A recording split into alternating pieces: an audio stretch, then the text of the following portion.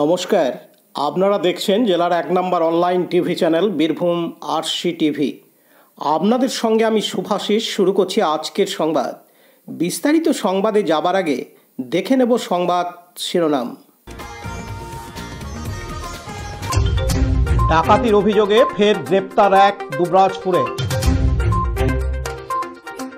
স্বাক্ষর ও সিল জাল করে নিয়োগপত্র দেওয়ার অভিযোগে গ্রেপ্তার ৩। ভাঙাচোরা পিতল পাচারের আগেই আটক করল দুবরাজপুর থানার পুলিশ। শিশুদের জন্য শান্তিনিকেতন মেলায় বসে আঁকো প্রতিযোগিতা। স্টার ক্লাবের পক্ষ থেকে মোরারই থানার ভারপ্রাপ্ত ওসিকে সংবর্ধনা। স্কুলের বাউন্ডারি নির্মাণের জন্য জমানো অর্থ তুলে দিল বিদ্যালয়ের ছাত্র। ডাকাতির অভিযোগে ফের গ্রেপ্তার এক অপরাধী। ধৃতের নাম রাহুল জমাদার ওরফে সন্তোষ মণ্ডল। পুলিশ সূত্রে খবর, গত শনিবার ২১শে ডিসেম্বর রাত্রে পণ্ডিতপুর মোড়ে দুবরাজপুর বক্রেশ্বর রাস্তায় ডাকাতির আগেই মাধব সিং ও সুধাময় গোপ নামে দুজনকে গ্রেপ্তার করে পুলিশ। তাদের দুজনেরই বাড়ি দুবরাজপুর ব্লকের মেটেলা গ্রামে। গত রবিবার ২২শে ডিসেম্বর দুজনকে দুবরাজপুর আদালতে তোলা হলে বিচারক তদন্তের স্বার্থে ৫ দিনের পুলিশি হেফাজতের নির্দেশ দেন। পুলিশি হেফাজতে থাকা ওই দুজনকে জিজ্ঞাসাবাদ করে রাহুল জমাদার ওরফে সন্তোষ মণ্ডলের নাম পায় দুবরাজপুর থানার পুলিশ। আজ মঙ্গলবার ২৪শে ডিসেম্বর পুলিশ গোপন সূত্রে খবর পেয়ে পণ্ডিতপুর মোড়ে পেট্রোল পাম্পের কাছে সে দাঁড়িয়ে আছে খবর পায় এবং তখনই পুলিশ তাকে গ্রেপ্তার করে। তার কাছ থেকে ২টি মোবাইল ও একটি মোটর বাইক বাজেয়াপ্ত করেছে পুলিশ। ধৃতকে আজ মঙ্গলবার ২৪শে ডিসেম্বর দুবরাজপুর আদালতে তোলা হলে বিচারক ৩ দিনের পুলিশি হেফাজতের নির্দেশ দেন। এদিন দুবরাজপুর আদালতের সরকারি আইনজীবী রাজেন্দ্র প্রসাদ দে জানান, দুবরাজপুর আদালত গত ২২/১২/২০২৪ তারিখে সুধাময় গোপ এবং মাধব সিং এই দুজনকে যে ডাকাতি অ্যাটেম্প টু কমিট ডাকাতি এই কেসে যে পাঠানো হয়েছিল, ফরওয়ার্ড করা হয়েছিল দুবরাজপুর থানা থেকে, তাদের বেল পেয়ার রিজেক্ট করে পিসিতে ৫ দিনের পিসি অ্যালাউ করেছিলেন এবং সেই পিসিতে থাকাকালীন আরও বেশ কিছু জিনিস উঠে এসেছে এবং সেই সঙ্গে আরও একজনকে পুলিশ অ্যাপ্রিহেন্ড করেছে যারা সরাসরিভাবে এই কেসে যুক্ত রয়েছে। তার নাম হচ্ছে রাহুল জমাদার। তাকে আজকে আদালতে তোলা হয়। দুবরাজপুর থানার পুলিশ অ্যারেস্ট করে আজকে আদালতে তোলা হলে তার যে বেল পেয়ার সেটাকে রিজেক্ট করা হয় এবং তদন্তকারী অফিসারের আবেদন মোতাবেক ওকে ৩ দিন পুলিশ রিমান্ড অ্যালাউ করেন দুবরাজপুর আদালত, বেল পেয়ার রিজেক্ট করে। Laltu Mukherjee report, Birbhum RC TV, Dubrajpur. এখন বিজ্ঞাপন বিরতি, ফিরে আসছি বিরতির পর। আরসি স্টাইল স্কুল ড্রেস এর বিপুল সম্ভার ও সামগ্রী একই ছাদের নিচে। এখানে যে কোনো স্কুল, কলেজ, বেসরকারি শিক্ষা প্রতিষ্ঠান, সিকিউরিটি গার্ড, কেটারিং এর ইউনিফর্মও তৈরি করা হয়। এখানে প্যান্ট, শার্ট, স্কার্ট, জুতো, মোজা, সোয়েটার, ব্লেজার, টুপি, বেল্ট, টাই, জলের বোতল, টিফিন বক্স ও অন্যান্য ইউনিফর্ম সেলাই ও সাপ্লাই করা হয়। এখানে নামি দামি কোম্পানির প্যান্ট, শার্ট, পাঞ্জাবি, পাজামার পিস ও থান কাপড় পাওয়া যায়, যেমন বিমল, রেমন্ডস, ডোনিয়ার, কেলভিন। এখানে গিফট আইটেম, আধুনিক ডিজাইনের কার্পেট, ডাইনিং কভার, পাপোশ, পর্দা ইত্যাদি পাওয়া যায়। বিশেষ প্রস্তাব, প্যান্ট, শার্ট, ব্লাউজ, চুড়িদার, সেলাই ও ফলস পার করা হয়। যোগাযোগ করুন 9883752306। ঠিকানা দুবরাজপুর ফ্যাশন এক্সপ্রেসের পাশে। ফিরে এলাম বিরতির পর। এবার ব্লক স্বাস্থ্য আধিকারিকের স্বাক্ষর ও সিল জাল করে নিয়োগপত্র দেওয়ার অভিযোগে আটক ৩ ব্যক্তি। আটকদের মধ্যে একজন তৃণমূল নেতা রয়েছেন। জানা গিয়েছে ধৃত ৩ ব্যক্তি ব্লক স্বাস্থ্য আধিকারিকের সই ও স্ট্যাম্প জাল করে একাধিক জনকে স্বাস্থ্য দপ্তরের এই নিয়োগপত্র দিয়েছে। আজ মঙ্গলবার ২৪শে ডিসেম্বর যখন নিয়োগপত্র প্রাপকরা সেই নিয়োগপত্র নিয়ে চাকরিতে যোগদান করতে আসে সিউড়ি সদর হাসপাতালে, তখন কর্তৃপক্ষ ঘটনা খতিয়ে দেখে এবং তাদেরকে জিজ্ঞাসাবাদ করলে ভুয়ো নিয়োগপত্র দাতাদের নাম উঠে আসে। এরপরই ভুয়ো নিয়োগপত্র দাতাদের সিউড়ি সদর হাসপাতাল চত্বর থেকেই পাকড়াও করে হাসপাতালের নিরাপত্তারক্ষীরা।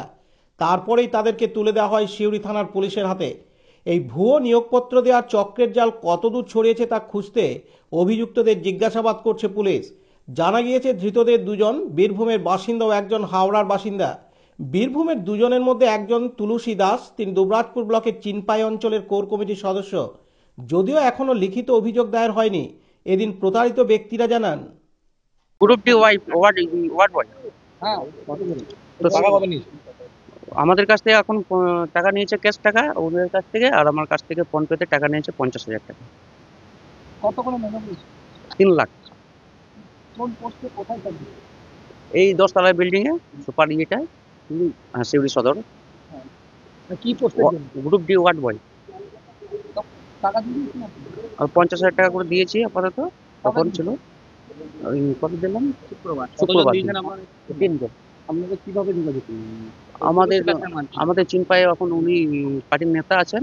কোন পার্টি? TMC party. তো উনি বলেছিলেন আমাদেরকে যে এরকম এরকম ব্যাপার, আমি করে দেবো।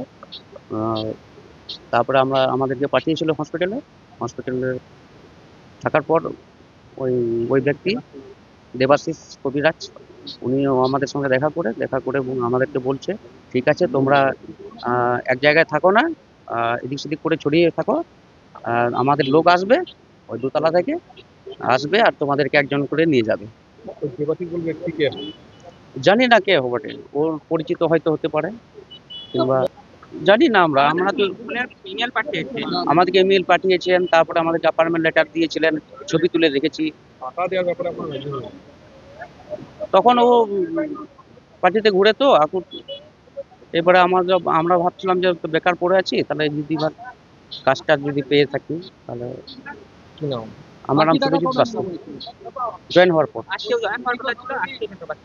আজকে অ্যাপয়েন্টমেন্ট লেটার দিত আর আপনার আই কার্ডটা দিত, আর 1 তারিখ থেকে ডিউটি জয়েন করত। কি নাম আপনার? আমার নাম সুরজিৎ দাস। এই ঘটনাতে হসপিটালে অন্য কারোর সঙ্গে আপনার এখনো কোনো যোগাযোগ? না টাকা নিয়েছিল দেবাশিস দাস ও আর তুলসী দাস। কে তুলসী দাস কে? আমাদের চিনপাই গ্রামের তৃণমূল পার্টির নেতা। কিসের জন্য টাকা নিয়েছিল? গ্রুপ ডি চাকরি দেবে বলে ওয়ার্ড বয়। কোথায় থেকে? শিউড়ি হসপিটালে। কত টাকা দিয়েছেন? আমরা 1 লাখ করে দিয়েছি। কিসে দিয়েছেন? ক্যাশ? ক্যাশ দিয়েছি 50,000 অনলাইনে দিয়েছি। তারপরে কি বলেছিল এখন? আজকে আমাদের জয়েন করানোর কথা ছিল, 3 লাখ টাকা কথা ছিল, আজকে 1 লাখ টাকা আমাদের পে করা হয়ে গেছে। আর আজকে জয়েন করানোর কথার পরে আজকে বাকি টাকাটা নিতে হবে। আপনি কত টাকা? 1 লাখ। তোমরা কাউকে চেনো যেভাবে চাকরি পেয়েছো? হ্যাঁ, যে তুলসী দাসকে আমরা চিনতাম। কাউকে চেনো যেভাবে চাকরি পেয়েছো? না, কি ভরসাতে তোমরা টাকা দিতে গেলে? অ্যাকচুয়ালি লোকটা দেখিয়েছিল আমার মা বাবাকে, টাকাটা অ্যাকচুয়ালি কি আমি দিয়েছি, আমার মা বাবা দিয়েছে। কি নাম? আমার নাম মহাদেব সাহা, কোথায় বাড়ি? চিনপাই। অন্যদিকে প্রতারকরা বলেন, টাকা নিয়ে চাকরি দেওয়া, কিসের চাকরি দিচ্ছিল? চাকরি আমি দিইনি। ওই যে ব্যক্তিকে নিয়ে গেছে থানাতে, হলো ওনার নাম হচ্ছে দেবাশিস দাস, বলুন তো, উনি আমার সঙ্গে যোগাযোগ করেছিলেন। যেহেতু আমার পাড়ার ছেলে, এই 3 জন, তাদের এবারে উনি বলেছেন যে হসপিটালে ফাঁকা আছে, হলো সেক্ষেত্রে 5টা ছেলে দরকার, তাই 5টা ছেলে যোগাযোগ করবেন। 3টে ছেলে আমার পাড়ারই ছেলে সব। তাতে এরা কিন্তু টাকা দিয়েছেন, না দেওয়া নাই, টাকা দিয়েছেন, টাকাটা ওনার হাতেই দিয়েছেন। আপনি কি কত টাকা করে দিয়েছেন? মানে 50,000 করে দিয়েছে। কত টাকা করে কথা হয়েছিল? হ্যাঁ, না 50 টাকা দিয়েছে ওরা। কত করে কথা হয়েছিল? 3 লাখ টাকা করে কথা হয়েছিল। কি পোস্টে চাকরি দেবেন আপনারা? আমি নই, ওই ডি গ্রুপে উনি দেবো বলেছিলেন। আপনি কি করছেন? আমি ছেলে নিয়ে এসেছিলাম। আপনার সঙ্গে কত কন্টাক্ট হয়েছিল? আমার সঙ্গে 3 লাখ টাকা কথা হয়েছিল সঙ্গে, ওই যে ব্যক্তি ছিল। তাই ইনারও জানেন ব্যাপারটা। আপনি এত কি জানেন? হ্যাঁ, আপনি এত কি জানেন? না উনি আমাদের বাড়ি গিয়েছিলেন একবার, হলো বাড়ি গিয়ে এই সম্পূর্ণ নেই, আমাদের বাড়ি গিয়েছিল একবার, দেখা হয়েছিল, সেক্ষেত্রে পরিচয়। কোথায়? এই হসপিটালে বলছিল। কোথায় বাড়ি? আমার কি এরকম চিনপাই। চাকরি দেওয়া যায়? না উনি বললেন যে অয়েল বেল যে কোম্পানি আছে, হলো অয়েল বেল কোম্পানি, ওই কোম্পানিতে দেবেন। আপনার বাড়ি কোথায়? চিনপাই। আর ওই ব্যক্তির বাড়ি কোথায়? ওনার যাকে ধরে নিয়ে গেছে? ওনার ওই করে ওনার ওই কি করে যোগাযোগ? কি করে যোগাযোগ? দেবাশিস দাস। আপনাদের সাথে কি করে যোগাযোগ? ওনার সঙ্গে যোগাযোগ হলো আমাদের চিনপাই গিয়েছিলেন উনি, হলো আমার চিনপাই টেবিল সামনে বাড়ি, ওই যোগাযোগ হয়েছিল। উনি আমার বাড়িতে ছিলেন, একদিন খাওয়া দাওয়া করেছিলেন। কেন? কি কারণে? ওই যে হসপিটালে ফাঁকা আছে বলে কাজ করেছিল, আপনাকেও কাজ দেবে বলেছে? না আমাকে নয়। আপনি কি কাজ করেন? আমি এমনি দিন মজুরি। আপনার নাম? তুলসী দাস। কোথায় বাড়ি? চিনপাই।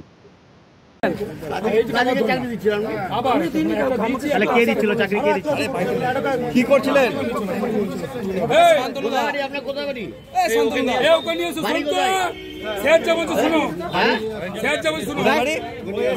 হাওড়া কি করছিলেন এখানে? কার কি দেখাতে এসছেন?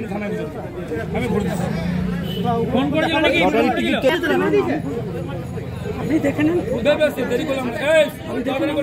গায়ে হাত তুলিস না।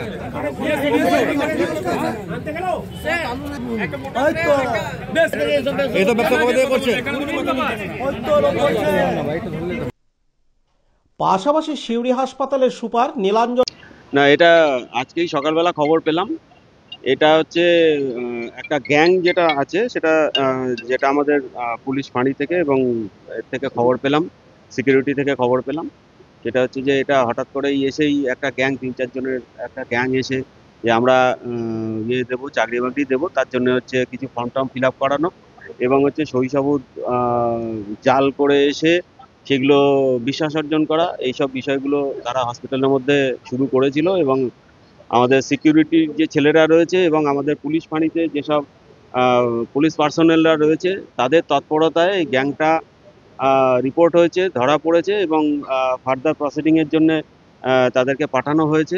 এখনও আমাদের হসপিটালে নাকি এখনও একজন রয়েছে, সে এখনও এইসব প্রসিডিওর চালিয়ে যাচ্ছে, তাকেও ক্যাপচার করা হচ্ছে এবং করে তাকে হচ্ছে ফার্দার প্রসিডিংয়ের জন্য পাঠিয়ে দেওয়া হবে। এটাই এটা আমি বলি, অভিযোগের বিষয়টা যদি থাকে, এখানে কেউ যদি এরকম মানে প্রতারিত হয় বা এটার ফাঁদে পড়ে থাকে, সেটা যদি আমার কাছে লিখিত অভিযোগ, তার আইডেন্টিফিকেশান দিয়ে, মানে কে অভিযোগ করছেন তার আইডেন্টিফিকেশান দিয়ে যদি আমার কাছে অভিযোগ মানে সুপারিনটেনডেন্টের ডকেটে যদি অভিযোগপত্র জমা পড়ে তাহলে আইনানুগ ব্যবস্থা নেওয়া হবে। নিরাপত্তার থেকে বড় কথা হচ্ছে এগুলো মানুষকে ভুল বোঝানো হচ্ছে।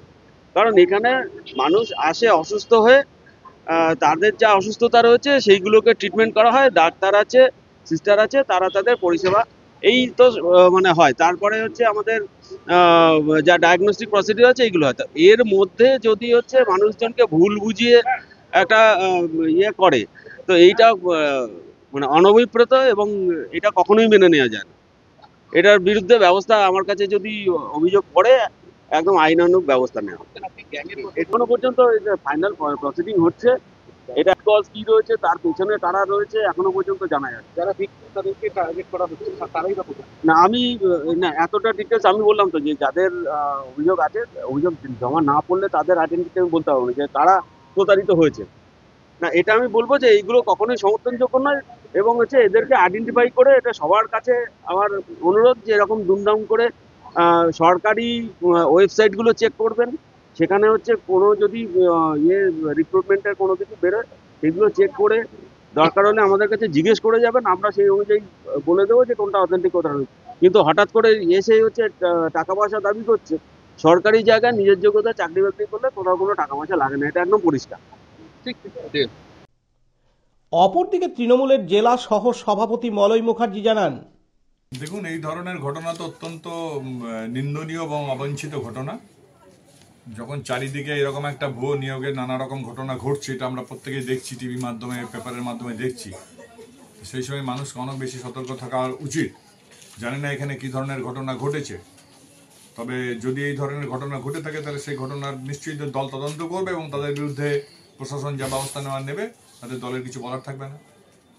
এই বারবার যে শাসক দলের নাম জড়াচ্ছে, না, অনেক সময় দেখা যাচ্ছে শাসক দলের নামটা ট্র্যাপ করে ফাঁসানো হচ্ছে। বেশ কিছু জায়গায় আমরা লক্ষ্য করেছি বিভিন্ন রাজনৈতিক দলগুলো এটা ট্র্যাপ করে একটা মেলাইন করার জন্য তৃণমূলকে ধরনের ঘটনা ঘটাচ্ছে। কিন্তু যদি দেখা যায় সঠিক তদন্তে যে না সত্যি তারা দোষী, তাদের বিরুদ্ধে ব্যবস্থা প্রশাসন নেবে, তাদের কাউকে কিছু বলার থাকবে না। এখানে তিনি নিজেই স্বীকার করেছেন যে হ্যাঁ, তিনি এনেছিলেন 3 জনকে সে চিনপাই এলাকা থেকে চাকরি দেবে বলে এবং তাদের সঙ্গে 3 লাখ টাকা করে কন্ট্যাক্টও করা হয়েছিল। জানি না, এটা ধরুন তো আপনাদের কাছ থেকে শুনছি, এই ধরনের ঘটনা এখনো পর্যন্ত আমাদের কানে আসেনি। যদি কানে আসে নিশ্চয়ই দল এ ব্যাপারে পর্যালোচনা করবে। পার্থ দাসের report, Birbhum RC TV, Suri. এখন বিজ্ঞাপন বিরতি, ফিরে আসছি বিরতির পর। দুবরাজপুর শ্রী শ্রী রামকৃষ্ণ আশ্রম পরিচালিত অভেদানন্দ সেবামঙ্গল হাসপাতাল বীরভূম জেলার বুকে একটি অন্যতম সেরা চক্ষু হাসপাতাল। এখানে প্রত্যেক দিন স্বল্প মূল্যে অত্যাধুনিক যন্ত্রপাতির সাহায্যে অভিজ্ঞ চক্ষু বিশেষজ্ঞের দ্বারা চক্ষু পরীক্ষা ও চক্ষু ছানি অপারেশন, ফেকো মাইক্রো সার্জারি করা হয়। এছাড়াও এই হাসপাতালে অতি স্বল্প মূল্যে যাবতীয় পরীক্ষা নিরীক্ষা যেমন রক্তের সমস্ত রকম পরীক্ষা, ইসিজি, ইউএসজি, থাইরয়েড পরীক্ষা করা হয়। এখানে অতি স্বল্প মূল্যে চশমাও তৈরি করা হয়। এছাড়াও এখানে প্রত্যেক দিন বিনামূল্যে অন্যান্য রোগেরও চিকিৎসা করা হয়। আমাদের আদর্শ শিব ক্যানে চিপ সেবা। যোগাযোগের নম্বর 9382571046 অথবা 9564554959 অথবা 7407405155। ঠিকানা অভেদানন্দ সেবামঙ্গল হাসপাতাল, ওয়ার্ড নম্বর 4, দুবরাজপুর, বীরভূম। ফিরে এলাম বিরতির পর। বেআইনিভাবে ভাঙাচোরা পিতলের বিভিন্ন জিনিসপত্র পাচারের আগে আটক করল দুবরাজপুর থানার পুলিশ। গ্রেপ্তার করা হয় একজনকে। ধৃতের নাম শেখ আনারুল, বাড়ি নদিয়া জেলার কালীগঞ্জ থানার মাটিয়ারি এলাকায়। পুলিশ সূত্রে জানা গেছে, পুলিশ গোপন সূত্রে খবর পেয়ে আজ মঙ্গলবার 24শে ডিসেম্বর সকালে দুবরাজপুর হেতমপুর রাস্তায় হেতমপুর রাজবাড়ির কাছে একটি অটোকে দাঁড় করায় এবং ত্রিপল সরাতেই বেরিয়ে আসে ভাঙাচোরা পিতলের নানান সামগ্রী। জানা গেছে, পশ্চিম বর্ধমানের পাণ্ডবেশ্বরের দিক থেকে রানীগঞ্জ মোরগ্রাম 14 নম্বর জাতীয় সড়ক ধরে অটোটি নদিয়ার উদ্দেশ্যে যাচ্ছিল। দুবরাজপুর শহরে জাতীয় সড়ক ছেড়ে দিয়ে দুবরাজপুর হেতমপুর রাস্তা দিয়ে যাওয়ার চেষ্টা করে। এরপর দুবরাজপুর থানার পুলিশ বৈধ কাগজপত্র দেখতে চাইলে তার না থাকায় তাকে হেতমপুর রাজবাড়ির কাছে আটক করে দুবরাজপুর থানার পুলিশ। বেশ কয়েকটি বস্তায় ভরা প্রায় 1 কুইন্টাল পিতলের সামগ্রী ছিল এই অটোতে। আজ মঙ্গলবার 24শে ডিসেম্বর দুবরাজপুর থানার পুলিশ দুবরাজপুর আদালতে তোলা ধৃত ব্যক্তিকে বিচারক জেল হেফাজতে নির্দেশ দেন। এদিন দুবরাজপুর আদালতের সরকারি আইনজীবী রাজেন্দ্র প্রসাদ দে জানান, পুলিশ আজ অর্থাৎ 24/12/2024 তারিখে সকাল 8টা থেকে 9টা নাগাদ যখন দুবরাজপুর হেতমপুর যে রোডটা রয়েছে রাজবাড়ির কাছে, সেই রোডে যখন ডিউটি করছিলেন সেই সময় একটা গাড়ি, যেটা নদিয়া ডিস্ট্রিক্টের মাটিয়ারি গ্রামের বলে চিহ্নিত করা হয় এবং পরবর্তীকালে সেই গাড়িটাকে আটকে পুলিশ সেখান থেকে বেশ কিছু ব্রাস মেটাল কার্ড সেখান থেকে উদ্ধার করে। প্রায় মোটামুটি 1 কুইন্টাল মতো সেখানে পাওয়া যায়। তো এবং সেই সঙ্গে ড্রাইভারকে জিজ্ঞাসা করা হয়। ড্রাইভারের নাম হচ্ছে আপনার আনারুল শেখ। হ্যাঁ, সেই আনারুল শেখকে অ্যাপ্রিহেন্ড করা হয় এবং অ্যাপ্রিহেন্ড করার পরে তাকে জিজ্ঞাসাবাদ করলে তার সদুত্তর থাকে না এবং কোনো ভ্যালিড পেপারসও ছিল না, যে কারণে পুলিশ সেই যে ব্রাস মেটাল কার্ডগুলো রয়েছে সেগুলোকে কোনো ভ্যালিড পেপার যখন দেখাতে পারে নাই, সন্দেহজনকভাবে চুরি বলে মনে করে তার উপর সুমোটো মামলা করেছেন, কেস ফাইল করেছে এবং কেস স্টার্ট করার পর তাকে অ্যারেস্ট করে লার্নেট কোর্টের দুবরাজপুর লার্নেট কোর্টের কাছে ফরওয়ার্ড করা এবং তার যে বেল পেয়ার আদালত সমস্ত দিক বিচার বিবেচনা করে তার বেল পেয়ার খারিজ করেন এবং পরবর্তী দিনে তদন্তের কেস ডায়েরি সহ তাকে হাজির করার নির্দেশ দেন এবং সেই সঙ্গে আদালত তাকে 30/12/2024 তারিখ পর্যন্ত জেল হেফাজতের নির্দেশ দেন এবং ওই দিনই তদন্তের কেস ডায়েরি চেয়ে পাঠান। লালটু মুখার্জির report, Birbhum RC TV, Dubrajpur.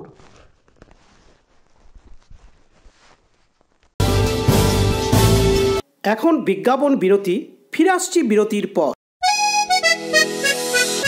সব থেকে ভালো চিকিৎসা সবচেয়ে কম খরচে, সবচেয়ে কম খরচে। সব থেকে ভালো চিকিৎসা সবচেয়ে কম খরচে, সবচেয়ে কম খরচে। বিশ্বমানের স্বাস্থ্য পরিষেবা মিলবে দিনে রাতে, বিশ্বমানের স্বাস্থ্য পরিষেবা মিলবে দিনে রাতে। মনি মহেশ হসপিটাল, মনি মহেশ হসপিটাল, মনি মহেশ হসপিটাল, মনি মহেশ হসপিটাল। মনি মহেশ হসপিটাল, দুবরাজপুর, বীরভূম। বীরভূম জেলা প্রশাসন ও শিশু সুরক্ষা বিভাগ শিশুদের জন্য শান্তিনিকেতন পৌষ মেলায় বিভিন্ন অনুষ্ঠান নিয়ে হাজির হয়েছেন। এখানে শিশুদের আজ মঙ্গলবার 24শে ডিসেম্বর বসে আঁকো প্রতিযোগিতা অনুষ্ঠান অনুষ্ঠিত হয়। এটি হলো শিশুদের সুরক্ষা ও সচেতন করার জন্য পশ্চিমবঙ্গ সরকারের সুচিন্তাভাবনা। এছাড়াও এটার একমাত্র লক্ষ্য হলো বাল্যবিবাহ রোধ ও শিশু শ্রমিক রোধ করা। এখানে শিশুদের জন্য খেলাধুলা করা ও অভিভাবকদের একটু বিশ্রামের ব্যবস্থা করা হয়েছে। এদিন উপস্থিত ছিলেন পশ্চিমবঙ্গ সরকারের শিশু সুরক্ষা দপ্তরের অ্যাডভাইজার সুদেষ্ণা রায় ও পশ্চিমবঙ্গ সরকারের শিশু সুরক্ষা দপ্তরের কমিশনার অনন্যা চক্রবর্তী প্রমুখ। এদিন পশ্চিমবঙ্গ সরকারের শিশু সুরক্ষা দপ্তরের অ্যাডভাইজার সুদেষ্ণা রায় জানান, কর্মসূচিতে জেলা জুড়ে একই সুর, বাল্যবিবাহ বাল্যশ্রম রোধ করো। তো এইটাই হচ্ছে আমাদের মেন ইস্যু এখানে। আর অবশ্যই চেষ্টা চলছে, সরকারি আইন হয়েছে, নানান রকম প্রকল্প হয়েছে, কিন্তু তাও জিনিসটা কমছে না, বা কমলেও আমরা যেটা আমি মনে করি যে এখন রিপোর্টিং অনেক বেশি হচ্ছে, আমরা সচেতন, আমরা দেখতে পাচ্ছি, আগে আমরা দেখেও দেখতাম না। তাই জন্য এখন আমরা এক একটা করে প্রকল্প নিতে পারছি, লোককে বোঝাতে পারছি। আরেকটা জিনিস বুঝতে হবে যে বাবা মা, পুরো কমিউনিটি, সমাজ, সবাইকে বুঝতে হবে। আইন করলেও লোকে আইনকে ফাঁক দিয়ে বেরিয়ে যায়, লুকিয়ে থাকে। একটি মেয়ে, তার যদি বিয়ে হয়ে যায়, তারপরে সে যখন প্রসবের জন্য গেল অল্প বয়সে, তখন যদি তাকে তার পরিবারের বিরুদ্ধে আমরা আইনি পদক্ষেপ নিই, মেয়েটি কোথায় যাবে? এটাও তো একটা আছে। সুতরাং একদম গোড়ায় আমাদের দেখতে হবে যে এটা রদ করতে হবে। আইন শুধু নয়, আইন প্রণয়ন যেরকম আছে, ভয় যেরকম আছে, শাস্তি যেরকম আছে, সেরকম মনটাকে উদার করতে হবে। প্রতিটি মেয়েকে নিজে বুঝতে হবে, মায়েদের বুঝতে হবে, বাবাদের বুঝতে হবে, ছেলেদের বুঝতে হবে যে ছোট বয়সে মেয়েদের বিয়ে করাটা ঠিক নয়, তাদের পক্ষেও ঠিক নয়। দেখবেন আপনি শিক্ষিত হলে যেটা হয় যে শিক্ষার প্রসারে কিন্তু আমাদের শহরে দেখবেন বাল্যবিবাহ কমে গেছে, আমাদের শহরে নেই বললেই চলে। সুতরাং গ্রামে দারিদ্র্যও যেরম আছে, সেরম শিক্ষা বা সচেতনতাটাও আস্তে আস্তে গড়ে উঠছে। আর যেটা সবচেয়ে বড় জিনিস যে আমাদের এখানে এখন আমরা দেখতে পাচ্ছি রিপোর্টিং হচ্ছে। আপনারা অনেক সময় বলছে কমছে না, বাড়ছে, তা নয়, রিপোর্টিং হচ্ছে।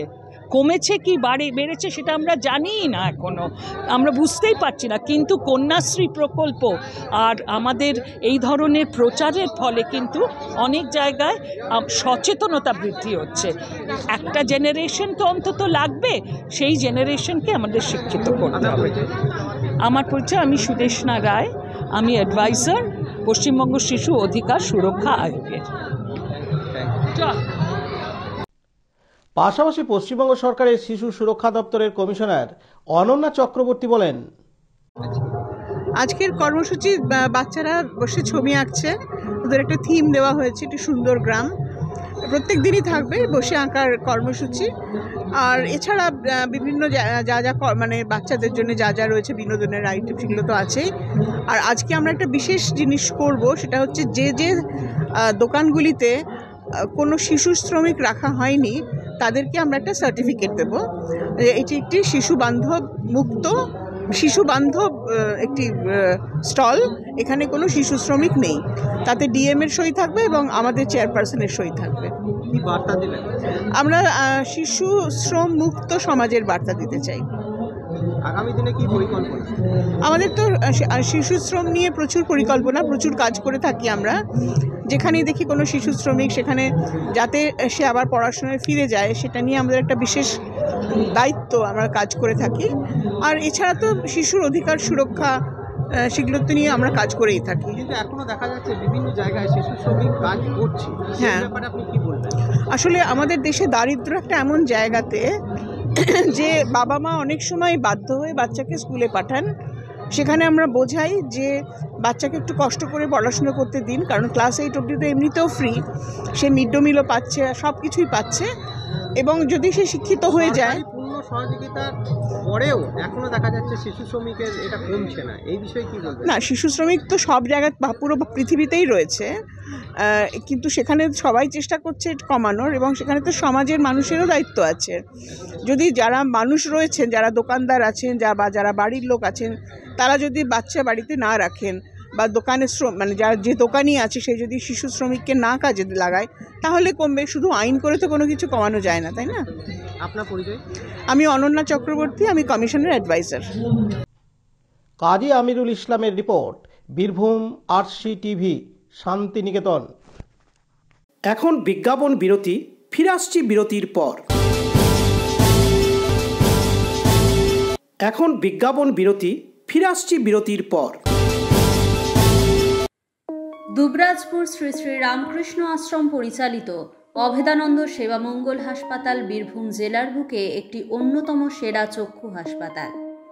এখানে প্রত্যেক দিন স্বল্প মূল্যে অত্যাধুনিক যন্ত্রপাতির সাহায্যে অভিজ্ঞ চক্ষু বিশেষজ্ঞের দ্বারা চক্ষু পরীক্ষা ও চক্ষু ছানি অপারেশন, ফেকো মাইক্রো সার্জারি করা হয়।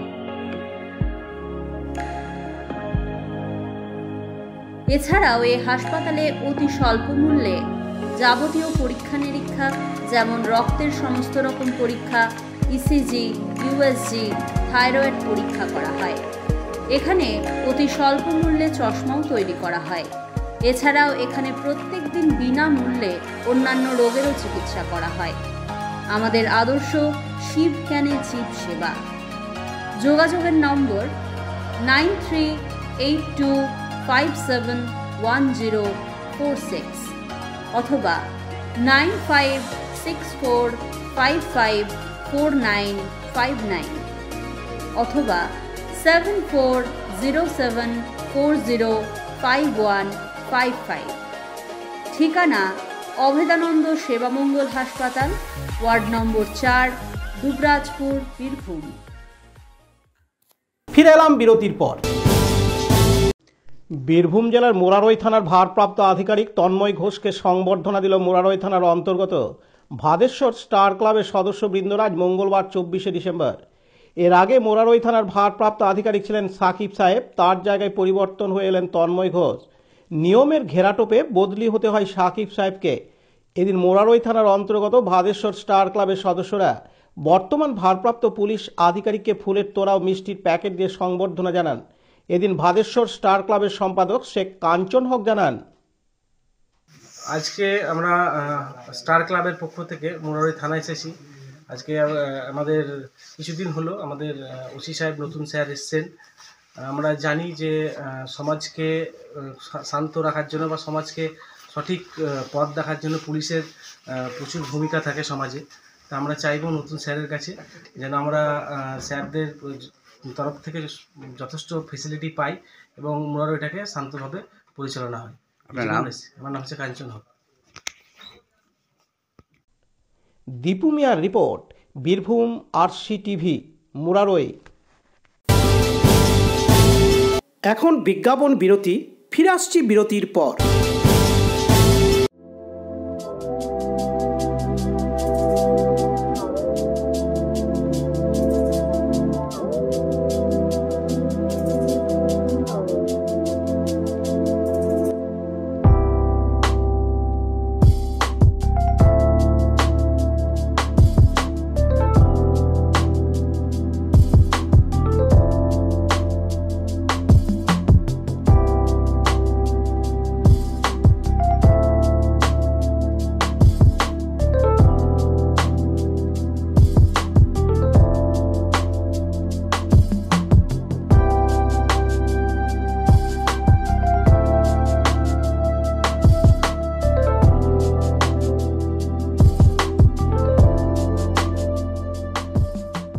ফিরে এলাম বিরতির পর।